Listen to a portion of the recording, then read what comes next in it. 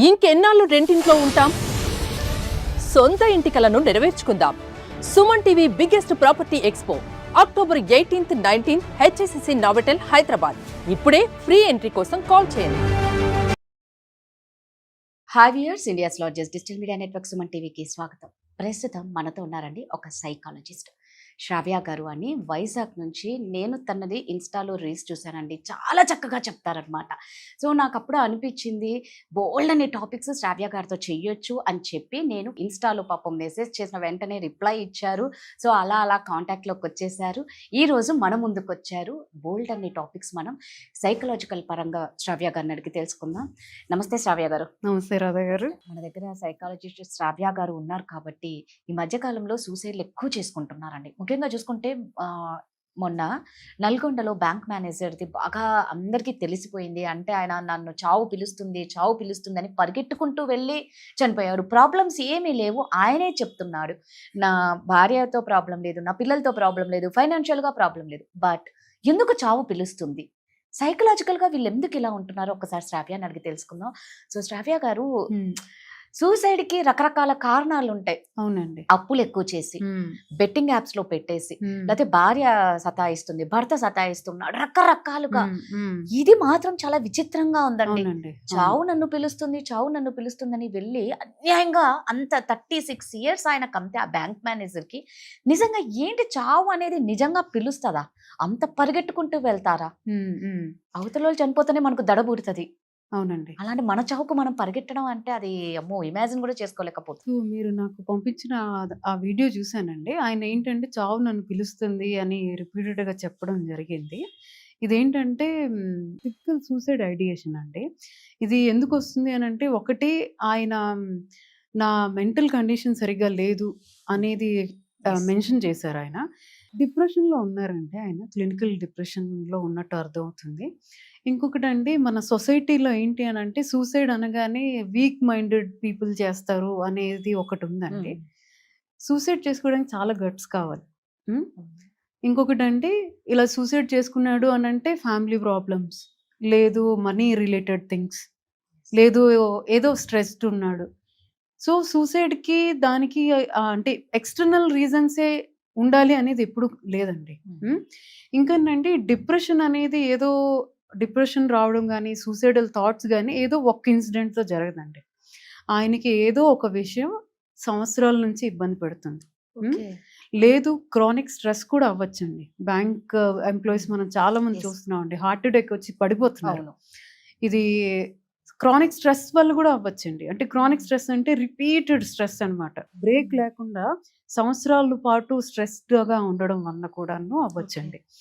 ఇంకొకటి అండి, మనం వీళ్ళని గుర్తించవచ్చండి, కొంచెం ఎర్లీగానే గుర్తించవచ్చు. ఎలా అంటే, ఈ డిప్రెషన్లో ఉన్నప్పుడు ఒకటి మెంటల్ ప్రిపేర్ అయిపోతారండి. ఈ డెత్ ఈజ్ కాలింగ్ మీ, అది లాస్ట్ స్టేజ్. అది మెంటల్ ప్రిపరేషన్ ఏంటి, నేను చనిపోతాను అనే ఒక మెంటల్ ప్రిపరేషన్ ఉన్నప్పుడు, వీళ్ళకి టీవీలో ఒక డెత్ సీన్ వచ్చినా, ఎవరో తెలియని వాళ్ళు చనిపోయినా, ఈవెన్ రోడ్డు మీద ఒక కుక్క చచ్చిపోయినా చాలా సెన్సిటివ్గా రియాక్ట్ అవుతారండి.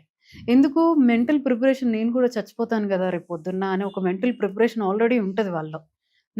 అవన్నీ తలుచుకుంటారు, అవన్నీ ట్రిగ్గర్ అయిపోతారు. ఇదొక ఎర్లీ సైన్ అండి. ఇంకొకటి పడుకోరండి, స్లీప్ సరిగ్గా ఉండదు, అది కూడా ఎర్లీ సైన్.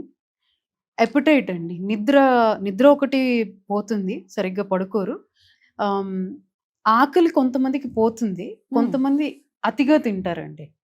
జస్ట్ డైవర్ట్ అవ్వడం కోసం అతిగా తినేస్తూ ఉంటారు కొంతమంది. మోస్ట్లీ కేసెస్ ఏమవుతుంది అని అంటే, ఎపటైట్ పోవడం వల్ల ఆకలి చచ్చిపోతుంది.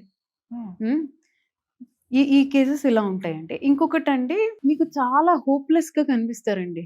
అంటే ఇంకా ఏం లేదు నా జీవితంలో, ఇంకేం లేదు, అయిపోయింది ఇంకా ఇది అన్నట్టు అయిపోతారు.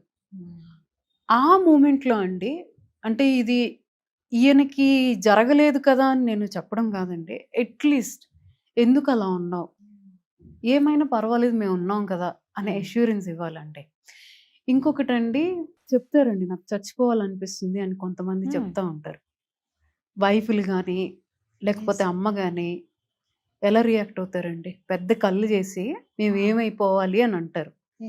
ఇన్‌స్టెడ్ ఆఫ్ మేమేమైపోవాలి అనే కంటే, నువ్వు వెళ్ళిపోతే నీ లాస్ మేము తట్టుకోలేం. ఇలా చెప్పండి. నువ్వు చచ్చిపోవడం వల్ల రోడ్డు మీద పడిపోతాం ఇది కాదు. ఆ మనిషి ఒక పర్సన్ వాల్యూ ఉంటుంది కదా! రైట్. ఖచ్చితంగా. నువ్వు వెళ్ళిపోతే మేము రోడ్డున పడిపోతాం అనే కంటే, నువ్వు లేకపోతే మేము ఉండలేము. నువ్వంటే నాకు చాలా ఇష్టం. వైఫ్ గనుక ఈ అష్యూరెన్స్ ఏమైనా మనం చూసుకుందాం నేను చెప్పగలిగితే చాలండి. ఆ 1 మూమెంట్ వాళ్ళని ఆపుతుందేమో. ఆ అష్యూరెన్స్ ఆపుతుందేమో. నేను ఒక కేసు చూసానండి. ఆయన హెల్త్ పాడైంది సమ్ కేసెస్ వల్ల. వాళ్ళ వైఫ్ నాతో చెప్పారండి. ఈవెన్ దో మాకు తెలుసండి ఆయన చనిపోతాడని మాకు తెలుసు. కానీ ఏదో కోల్పోయినట్టు ఉంటున్నాడు. నా బ్రదర్ వచ్చి ఏం భయపడకు, అక్కని నేను చూసుకుంటా, పిల్లల్ని నేను చూసుకుంటా అనేటప్పటికి ఆ రోజు ఆయన చాలా ప్రశాంతంగా ఉన్నాడు. నెక్స్ట్ డే మార్నింగ్ చనిపోయారు ఆయన. జస్ట్ ఒక అష్యూరెన్స్ ఒక మనిషిని ఎంతలా మారుస్తుందో చూడండి. ఏం లేదండి మాటలు, జస్ట్ మేము ఉన్నాం అని చెప్పండి చాలు. నిజంగా మీరు అన్నది 100% కరెక్ట్ అండి. ఏదొచ్చినా మనం తట్టుకుంటాం, ఇద్దరం కలిసి ప్రాబ్లమ్ సాల్వ్ చేసుకుని అది చెప్పే ధైర్యం. బట్ ఇంట్లో వాళ్ళకి అర్థం అవుతుంది అంటారా? అంటే వీళ్ళ సింటమ్స్ ఇంట్లో వాళ్ళు అదే అండి. అలా డల్ గా ఉన్నప్పుడు ఏమైపోతుంది జడ్జిమెంట్ పాస్ చేయకూడదండి. ఒకటి ఆ కండిషన్ అర్థం చేసుకోవాలి. ఒక మనిషి కొద్ది రోజుల నుండి నిద్ర లేదు, ఓకే, చాలా ఏదో కోల్పోయినట్టు ఉంటున్నాడు, ఫుడ్ సరిగ్గా తినట్లేదు, చచ్చిపోదాం అనే సిగ్నల్స్ ఇచ్చాడేమో ఇంట్లో. ఈ కేసు అని కాదండి, నేను మామూలుగా చెప్తున్నా. అలా ఇచ్చినప్పుడు మన సైడ్ నుండి రియాక్షన్ షాక్ అవ్వకూడదండి. ఆ మనిషి ఎందుకు అంతలా అయిపోయాడు, చచ్చిపోదాం అనుకునేంత డెసిషన్ ఇప్పుడు ఫ్యామిలీ ఇమీడియట్ గా మేమేమైనా చేసేస్తున్నామా అని ఇమీడియట్ గా వాళ్ళ మీద తీసేసుకుంటారండి. లేకపోతే మేమేం తక్కువ చేసేస్తున్నాం, లేకపోతే మా నుంచి ఏదైనా తక్కువ జరుగుతుందా అనేది కాకుండా, అతను ఒక ఇండివిజువల్ పర్సన్ గా ఆయనకి కొన్ని సైకలాజికల్ ప్రాబ్లమ్స్ కానీ, ఆయనకి కొన్ని స్ట్రెస్ కానీ, ఆయనకి ఏదో ఒకటి ఉంటుంది కదా అండి. ఇన్స్టెడ్ ఆఫ్ మన ఆడవాళ్ళ రియాక్షన్ మనకి తెలిసిందే అండి. ఇమీడియట్ గా పెద్ద కళ్ళు చేసి అలాగేలాగా ఆలోచన ఏంటి, మేము రోడ్డు మీద పడిపోతాం, ఇన్స్టెడ్ ఆఫ్ రోడ్డు మీద పడిపోతాం అనే కంటే ఆ మనిషి పోతే ఎంత లాసో అనేది చెప్పగలగాలండి. రైట్. అది ఇంపార్టెంట్. మీరు చనిపోతే మేము రోడ్డు పడిపోతాము, లేకపోతే పిల్లల్ని ఎలా చూస్తారు, ఇవి కాదు. ఆ మనిషి ఒక వాల్యూ ఉంటది కదా, డబ్బులే కాదు కదా, ఆ మనిషికి ఒక వాల్యూ ఉంటుంది కదా, అది మాట్లాడాలి. కరెక్ట్ గా చెప్పారండి. నాకు తెలిసి ఇలాంటి వాళ్ళు ఒంటరిగా ఎక్కువగా ఉంటారేమో అనిపిస్తుందండి. ఆ ఒంటరితనం కూడా ఇంట్లో అది అర్థం observe చేసుకోకపోవడం చేయాలి కదా. వల్లనండి. అంతేనా? ఇంట్లో జడ్జిమెంట్ ఇవ్వడం వలన కానీ, ఇంట్లో సరిగ్గా అర్థం చేసుకోకపోవడం వల్ల కానీ. దీనికండి నన్ను అడిగితే ఈ ఆఫీసుల్లో కానీ, లేకపోతే ఈ ఐటీ కంపెనీస్, బ్యాంక్స్లో కానీ మంత్లీ ఒక్కసారైనా ఈ కౌన్సిలింగ్ సెషన్స్ పెట్టడం కానీ, లేదు ఇవి అవి ఆఫీస్ కంపెనీలే చేయక్కర్లేదండి. ఇప్పుడు లైక్ ఫర్ ఎగ్జాంపుల్ మీరు ఒక డాక్టర్ దగ్గరికి వెళ్ళి కన్సల్ట్ అవ్వక్కర్లే. మెంటల్ హెల్త్ అనేటప్పుడు మీరు మాకు జస్ట్ ఒక కాల్ చేసినా సరిపోతుంది కదా. ఒక్క మాట, ఒక్క అష్యూరెన్స్ మిమ్మల్ని చనిపోకుండా ఆగేలాంటి డెసిషన్ ఆపొచ్చు కదండి. రైట్. కరెక్ట్. ఆ అష్యూరెన్స్ మా నుంచి రావచ్చేమో. మీరు ఎప్పటి నుంచో వినలేని మాటలు మేము ఇస్తామేమో. నిజమే. ఎందుకంటే కొన్నిసార్లు మనం ఇంట్లో వాళ్ళని చెప్తే విననప్పుడు ఇలాంటి వాళ్ళు ఉన్నారు కాబట్టి ఒక్కసారి డాక్టర్లను, సైకాలజిస్ట్లను కలిస్తే మాత్రం మీరన్నట్టు ఒక్క కాల్తో ఒక లైఫ్ని ఇవ్వచ్చు. యా అండి. ఒక జీవితాన్ని చెప్పలేము, బతుకుతారేమో, వాళ్ళకి ఆలోచన పోతుందేమో, బట్ మనమంటూ ప్రయత్నించాలి కదా. సో నిజంగా అండి, శ్రావ్య గారు చెప్పినట్లు సింటమ్స్ అనేది ఖచ్చితంగా ఉంటాయి సూసైడ్ చేసుకునే వాళ్ళ దగ్గర నుంచి. అది మనం అబ్జర్వ్ చేయాలి.